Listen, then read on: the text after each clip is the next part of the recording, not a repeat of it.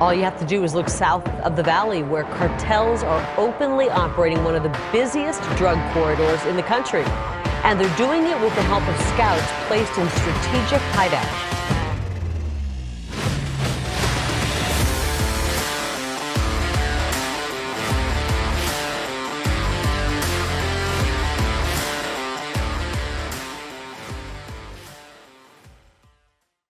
So these are water bottles they carry with them, yeah?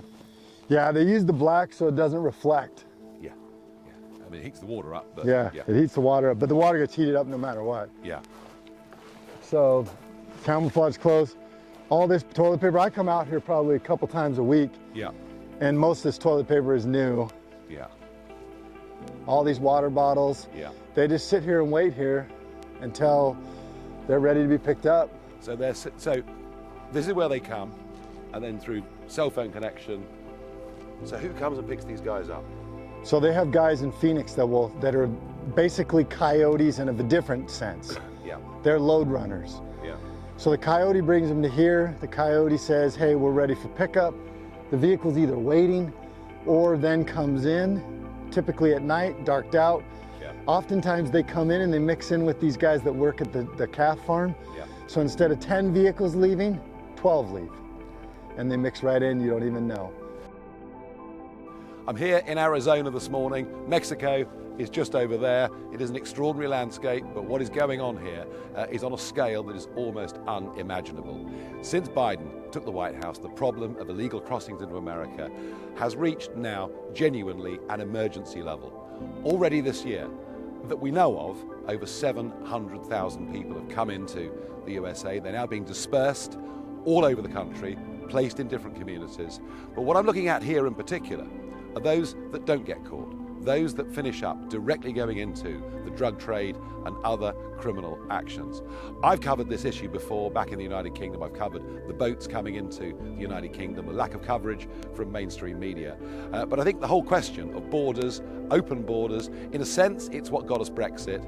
It's also helped to completely destroy the Labour Party in the United Kingdom. And I have a real feeling here that with the midterm elections coming up in America, this issue of what's going on the border may well be the thing that brings the Republicans back, gives them majorities in both of the houses and perhaps even the presidency in 2024.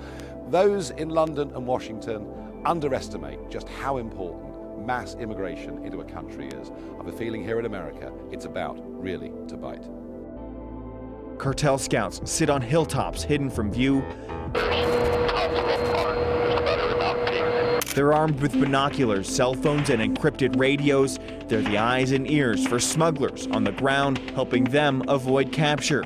You can see the smugglers' sleeping bags littering hillsides where they hide as they move to the north. All this just yards from residential areas. They eventually make the drop to waiting cars on the interstates. That's why videos like this come from Pinal County. But where is it all going? They're coming through our backyard, but they're ending up in communities all over the country. Lately what they've been doing is keeping their camouflage clothes and carpet shoes on. So these are the carpet shoes? These are the carpet shoes. So they'll wear this over their boot. Yep. And you can see they'll walk. They don't, it doesn't leave any tracks. It's quiet. Makes no noise. Makes no noise. Tracks. Gives them a little bit of cushion as well because it's a long hike. So yeah. I imagine most of these guys aren't wearing the best shoes. So it's that and it's the camouflage. Camouflage backpacks. So these backpacks, make sure there's no snakes in here. We'll see if this one has. Typically they'll have like Vicks Vapor Rub, they'll have toilet paper, Yeah. they'll have penicillin, Yeah. a few other things. And these water bottles, they're carrying these with them all the way, are they? Or? They'll carry 2 apiece, they'll carry with them all the way. Yeah. Some of your hardcore drug runners, so now that they're carrying synthetics, it used to be that everybody carried a load. Now what you're seeing is 1 or 2 guys that are seasoned, trustworthy guys will carry the loads of methamphetamines and fentanyl.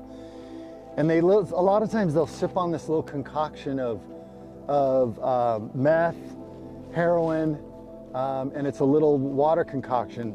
And when we contact them, they run. We chased a guy in the helicopter for 5 miles before we finally let him go, and he was running full-on sprint through this desert. So those drugs are like giving them... Gives them the energy, yeah. So it's hard though, until once you catch them though, it's really hard to tell the coyotes apart from, they're really good at blending in. Yeah. We used to be able to tell the seasoned packers was they would have calluses on their shoulders and on their lower back because of the marijuana loads. It's not as easy now because they're carrying these little backpacks, and they don't have to worry about everybody carrying a load where they used to. Now they can leave their loads with the trustworthy people.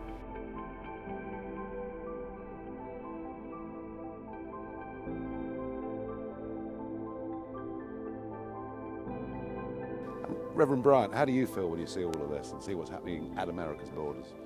There's something that must be brought to the American attention, the consciousness of our nation. And people must wake up to the invasion that's going on here.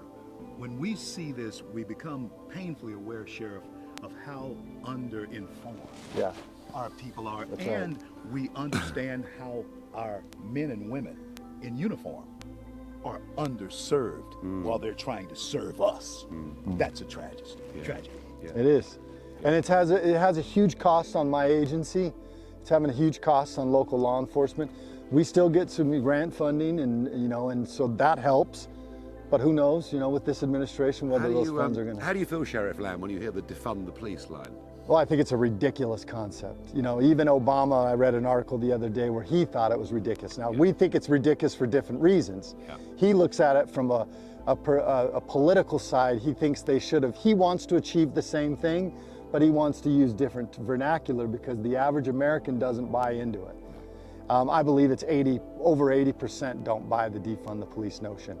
And where they have tried to defund the police, Minneapolis, LA, Chicago, all these different places, Seattle, they've seen a huge rise in violent crime and in particular homicides. That's what you get. This country was built on the rule of law. When you start talking about defunding the police, you may as well say, hey, we're going to undermine the rule of law. No, absolutely, absolutely. And that all ties into what's happening here, because actually what we're witnessing here aren't people fleeing danger for refugee status. What we're witnessing here, I'm getting the impression, is a criminal enterprise from start to finish, and these guys that come here go into criminal enterprises in the USA. This is very, very bad for America, and I think the political ramifications of it are absolutely enormous. I don't think the Democrats are going to know what's hit them once people realize the truth. And they raised the refugees from 12,500 to what, 62,500 or something? Yeah. Let me tell you why that's not good. People might say, well, that's a good start. No, it's not. Because what you're doing is you're sending a message to El Salvador, to Guatemala, to all these countries. Hey, come on over here. We just raised the limit of refugees. So now everybody comes here under the promise of the cartel saying, hey, we'll get you in. Yeah. When they get here and they realize they don't qualify, they're not going to go back to El Salvador. They're going to cross the border illegally. They're going to pay the cartel because they didn't make the trip for nothing. And Nigel, when we think about the American comeback tour that you and I are on with Freedom Works, what is it that we have to lose? The sheriff has outlined it for us. You're outlining it for us. You've seen it in your own country. So Americans, stand up, wake up, push back against the overtaking of our nation. Those who came before us, they didn't pay the price that they did for this, for us to give it away. No. So let's not do it. And the impact on people's lives. My son was a sergeant with the Mesa, Arizona Police Department, and on May 12, 2014, a repeat illegal criminal who had been committing crimes and crossing back and forth over the border, given a slap on the wrist by our judges, left here. He was high on meth, 3 times the legal limit drunk, and he had driven over 35 miles the wrong way on 4 different freeways and slammed head on into my son going to over 100 miles an hour. Oh, I'm so sorry. And Nigel, that day changed my life forever, obviously, but it also brought more awareness. I had gone on ride-alongs with my son. I knew the dangers of illegal immigration in our country. I knew what he dealt with as a police officer. But when I really started researching, and this is what I encourage my fellow Americans to do, research. Don't believe what you hear on the news. Because when you do some independent research and you become a warrior in what you're wanting to find out and what you're wanting to do for this country, it's sickening to know what goes on behind the scenes with governments. It really is. Do you think people really are aware of the scale of this problem? No. No. And that's a very sad thing. No. Because there's too many families and too many children and that are going to be affected by illegal crime in our country. And they voted for the wrong people, and they fight and go to rallies and talk about we need open borders, love everybody in the world, but they're not really understanding what they're fighting about. No. Well, I'm really sorry for your story, but you are out there hoping it doesn't happen to more people. And well done you. Thank you. Well, this is the Arizona desert, good and proper. It's rattlesnake country, so we're being very, very wary. I just found this. This bottle is not from the USA, and these are the bottles the sheriff talked about, that they'll put water in it, but it'll be a bit of heroin in it, and goodness knows what else. So these people are pretty high when they're doing this. And where we're going now is another one of the routes they follow when they're picked up with the criminal gangs. See this path? This is not made by animals, this is made by people coming through this route. There's a water bottle, as we've seen. Still got water in it. And let's see where they go from here. Okay, so we're following the route. And you might be able to hear lorries passing. So this is I-8, Interstate 8, mile marker 157. This a very, very well known place where illegal migrants are picked up. We saw the path.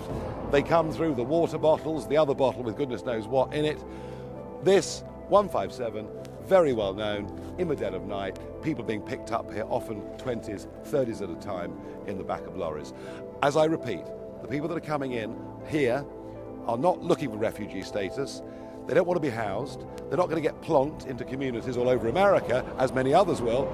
This is a wholly criminal enterprise. They're being picked up here predominantly by the drug gangs. And I have to say, repeat the issue, the scale of what is going on here. 700,000 people so far this year have illegally come into America through the border. Who's to say? It could be 1 million, it could be more.